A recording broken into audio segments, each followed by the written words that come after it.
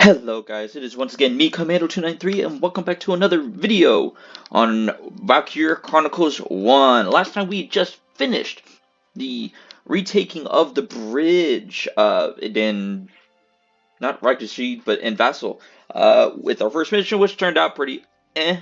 It was also the first time I had this game crash on me, but this time we are doing something a little different today. So while we do have Operation Cloudburst, its 4th chapter, currently available to us, we will be doing that in the next two videos. What's this video? It's optional. Because guess what we are going to do? We are actually going to look. I think we can. It's either. What's Glossary? Now we'll use this.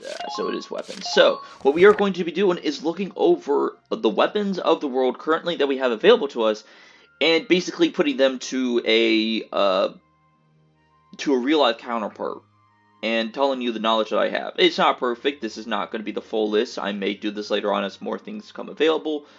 But I did want to try this thing because honestly I feel like this just needs to be done in a whole different chapter of its own.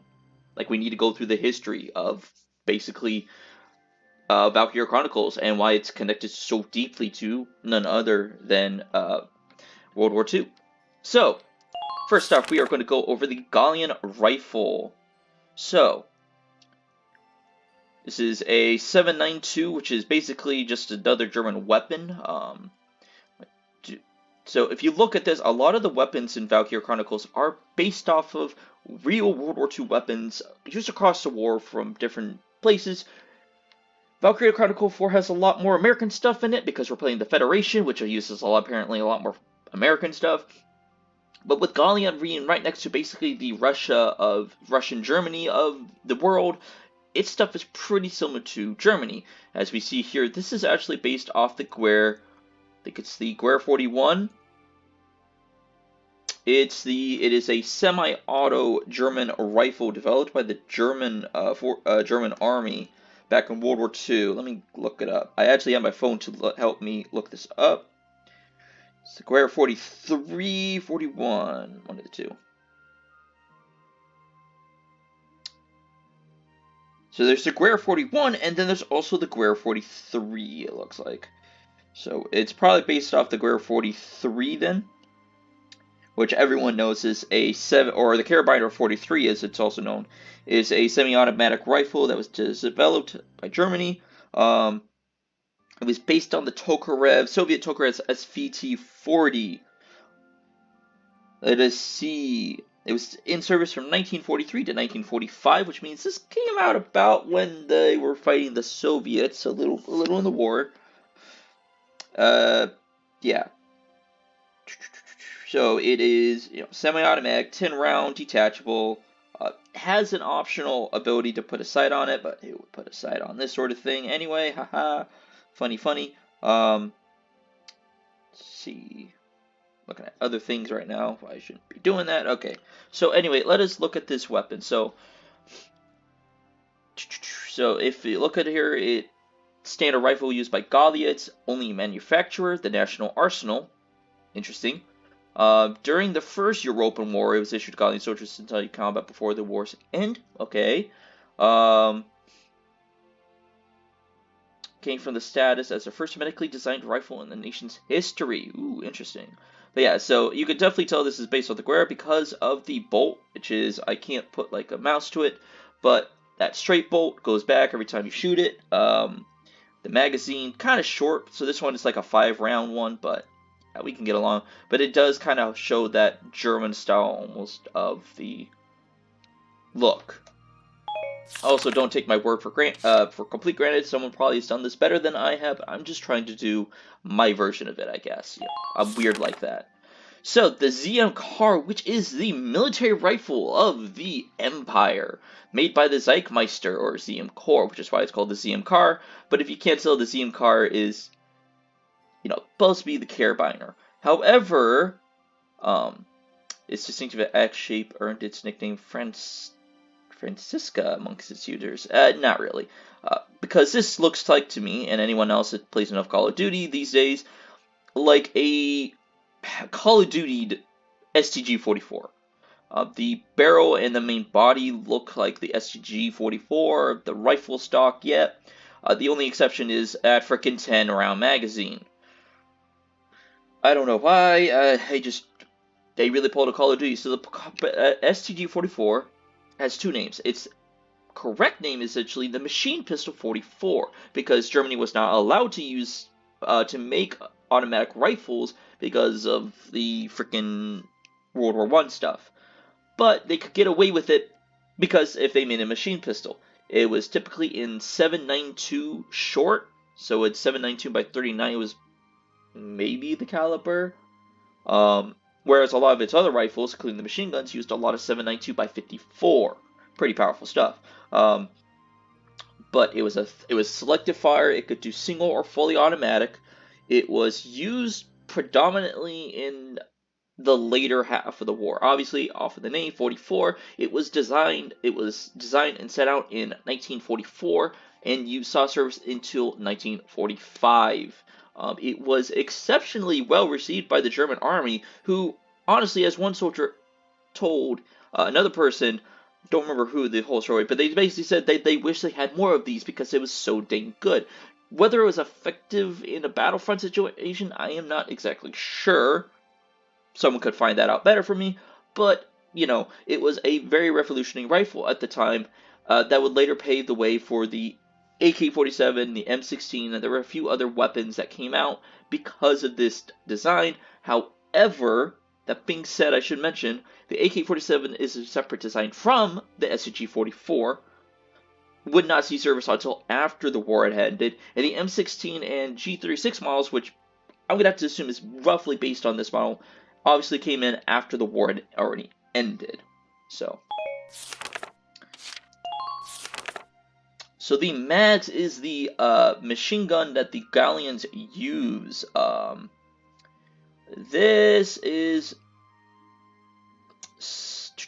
if I'm looking at this right, let's see.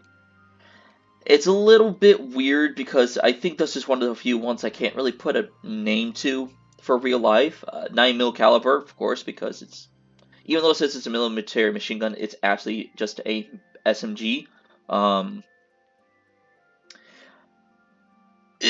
It's kind of hard. Maybe it's kind of like a wooded up version of the MP40, but even then, that probably doesn't hold very well to it. So, let's see if the Empire one is a little more better. Yeah, okay. So this is what someone else has already said. This is basically the MP40, but with a different barrel. The barrel obviously is a little thicker.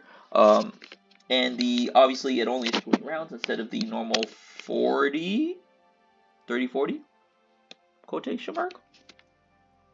But the MP40 was the mainstay German submachine gun used by their officers and their NCOs during combat. It was, and as well as their pioneer units. Very, very nice weapon. It was, unlike the M3 grease gun that the Americans came out with, the MP40 was truly amazing with submachine gun. Pretty reliable. Used 9x19 parabellum ammo, which we still see today. Or at least a form of the 9x19 parabellum, maybe not at the same name. Well received though. Let's see. The Lancar.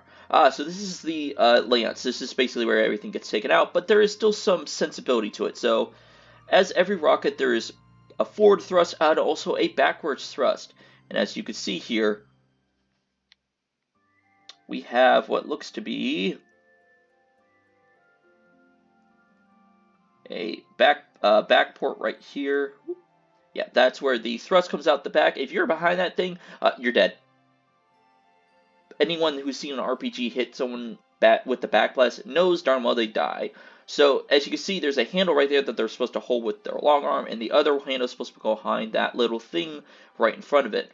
And then the actual shell itself is really just kind of like the RPG. It's kind of attached to the top of it with just, it looks like, I believe those 4 parts of it that are poking out are either part of the actual weapon or part of the rocket to help stabilize it in flight. This is basically the souped up remains of a Panzerfaust mixed with a Panzerschreck mixed with a anti-tank Lance. I'm not going to get into any more of it, but it is a lot more Lance-like. The GSR As I mentioned, maybe once, this is based off basically an Enfield in my personal opinion.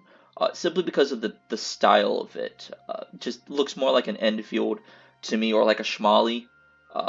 The Schmally from the British, but that's just my opinion. You can always argue with me in the comments below. And if you have your own comments, let me know. I could be completely wrong, and I will completely credit you if you do your research and tell me exactly what these are based on. A lot of the concept art does base the original Imperial weapons to actually be based off the Kar 98K and the MP40, so that's why I'm mentioning the German stuff for them a little more, because it's literally just based off of it. Not so sure about the Gallions or the Federate Gallion weapons, though. It's just a normal stick grenade. That's German. As much as people may argue here, the Germans came up with the first stick grenades known as the potato mashers, and they were pretty effective at the time.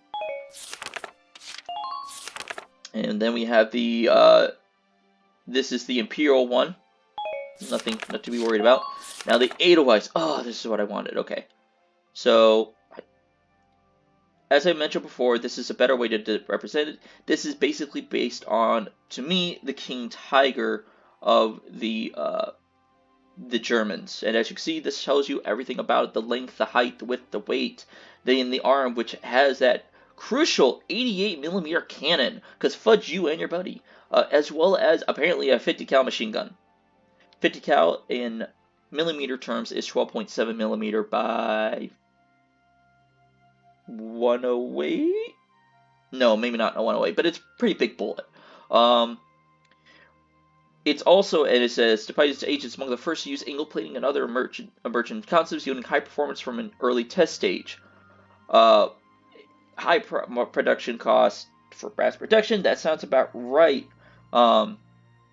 Oh, it also tells you exactly how old crew are. Mel commands the guns and issues commands. I don't know how he does that, but given this is a turn-based game, I'll let it slide. But in a real-life situation, there'd be 5 people in there, and Asari is in control of both the wheel and wireless radio, which can be doable, especially due to the fact that I don't know it shows, but the machine gun, which is somewhere on here?